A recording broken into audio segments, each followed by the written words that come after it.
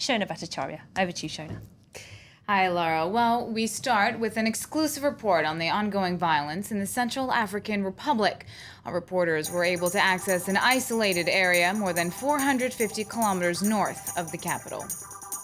European donors pledge 1.8 billion euros to Somalia. The money will go to a 3-year plan to help get the war-torn country back on its feet. And polls are closed in Rwanda. In all, 80 parliamentary seats are up for grabs. Paul Kagamé's Rwandan Patriotic Front is expected to come out on top. We open this edition of African News with an exclusive report. Our team in the Central African Republic was able to travel to Busangoa, where villages have been burned, and an unknown number of men, women, and children have been killed. In an attempt to calm the violence, on Friday, President Michel Djotodia dissolved the Seleka rebel coalition, the very group that helped him take power earlier this year.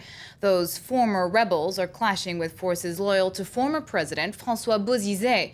Etienne Hoover and Boris Hager report. The only traffic on the road to Busangoa is this humanitarian convoy travelling under military escort. The area around the town is controlled by armed supporters of former President François Bozizé. They have clashed with the Seleka rebels who ousted Bozizé in March. This is the Central African Republic. Seleka get lost. We drive through dozens of deserted villages. For over a week, civilians have been targeted by both camps. The slightest rev of an engine is enough to make any remaining residents flee. 50 kilometers from Busangoa, there is an entire village reduced to ashes. 2 women emerge from the bush. They show us one body, then another.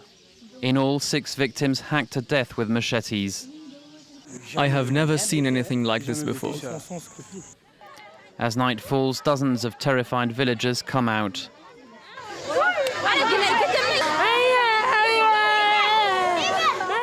The soldiers of the Regional African Force tell the residents to seek refuge in town. You need to save your lives, not your goods. Only take the bare minimum with you. These survivors leave behind them dozens of children still hiding out in the bush. In Busangoa, most residents have abandoned their homes. The conflict has stirred up tensions between the Christian and Muslim communities. These women are Fulani. They are Muslims and have come in search of refuge at a military post. On the other side of town, more than 6,000 Christians don't dare leave the diocese. Sanitary conditions are extremely poor. A single source for water, 2 toilets, no medicine. The children sleep on the floor. Busangoa's Vicar General is overwhelmed. This is unprecedented. There have been rebellions before, but what's happening now is worse than ever. This town is cut off from the rest of the world, abandoned by most NGOs. The Vicar General and the Imam of Busangoa are trying to bring the situation under control.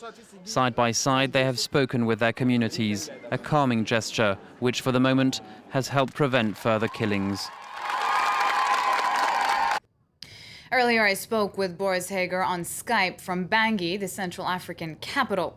He spoke about the security situation elsewhere in the country and the difficulty in getting information about what's currently going on. Are reported in the department of the Uham, in the same region as Busangoa. But to be honest, I don't think anyone at this time is really in position to tell about that. Various cities are cut off the world. And then there are the campaigns. How many villages are deserted? How many of them were burnt, as in our report? It will probably take months of investigation to get some credible figures.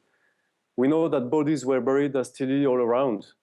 There is also this uncertainty tonight in the city of Buka. Muslim and Christian communities are dangerously facing each other, just like in Busangoa. A team from the International Red Cross is trying to maintain a presence on the ground in serious security conditions. A significant presence which hopefully contributes to deter each other to take action. To calm down the tension, President Djotodia just announced the official dissolution of the Seleka militias. But as we saw it on the ground, their commanders are quite independent. As a matter of fact, it's not going to be easy. It's double what the European Union was hoping to raise. International donors pledged 1.8 billion euros to Somalia over the next 3 years at the end of a one-day conference dedicated to helping rebuild the war-torn country. After years of being a failed state without a working government, Somalia remains a dangerous place. But in Mogadishu, at least, life is getting back to normal. Nicolas Germain has the story. Despite signs of stabilization, Mogadishu remains a dangerous city where al-Shabaab Islamists still carry out attacks. Everywhere there are scars from the civil war that began in 1991 and lasted 2 decades. The town's cathedral is destroyed. It was built by the Italian colonial authorities in 1928. Now it's a refugee camp. Most of the Islamists left Mogadishu 2 years ago. They imposed strict rules on the population. The jihadists banned cigarettes and even football. These children are playing in what used to be the parliament. Because of they don't like people playing football and having fun in that time. So they were just jealous? Jealousy, yeah. Just jealous guys. Yeah, that's jealousy. Authorities believe a bomb attack against a restaurant this month was carried out by al-Shabaab. 20 people were killed. Despite such attacks, many Somalis remain optimistic. This beach, for example, used to be forbidden during al-Shabaab's rule. We just need the country to be stabilized. And these terrorists, al-Shabaab, they will leave. This is our country, man. We love it, man. Have a good day. But even on the beach, men in arms are never far away in Mogadishu. Polls in Rwanda are closed after a day of voting. 80 parliamentary seats are up for grabs. More than 6 million people were asked to participate in these legislative elections. Joining me from Kigali, the capital, is Duncan Woodside. Duncan, do we have any figures concerning Monday's turnout, and what about the expected results?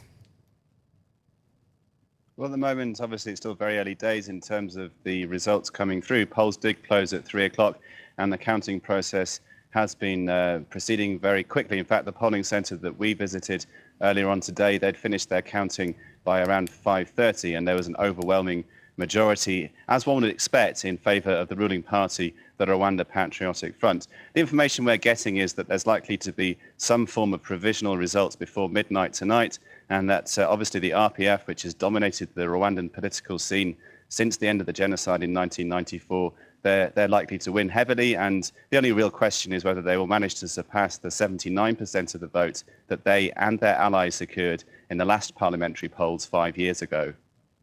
Now, in the last few days, just before the election, 2 grenades went off in Kigali, the capital, one on Friday and one on Saturday, killing 2 people overall and wounding dozens. Do we know who's behind these attacks and if they're related to the election?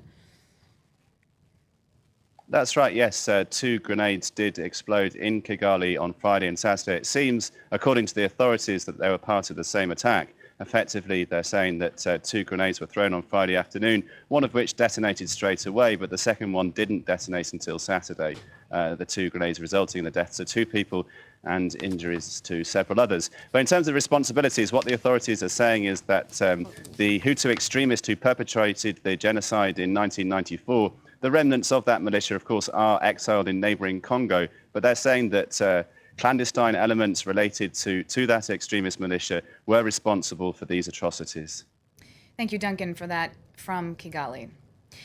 The U.S. State Department wants to bar Omar al-Bashir from U.S. soil and keep him away from the UN. Spokeswoman Murray Harf said the U.S. had received the Sudanese president's application to attend the opening of the UN General Assembly in New York. She didn't comment on whether or not the visa would be granted, but recommended Bashir go to The Hague first. The International Criminal Court wants to try Omar al-Bashir for crimes against humanity.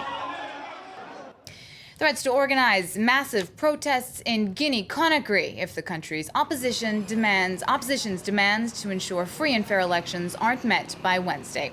Among other things, Guinea's main opposition party, the Union of Democratic Forces of Guinea, wants electoral lists to be published so voters can check their registration ahead of the September 24th legislative vote.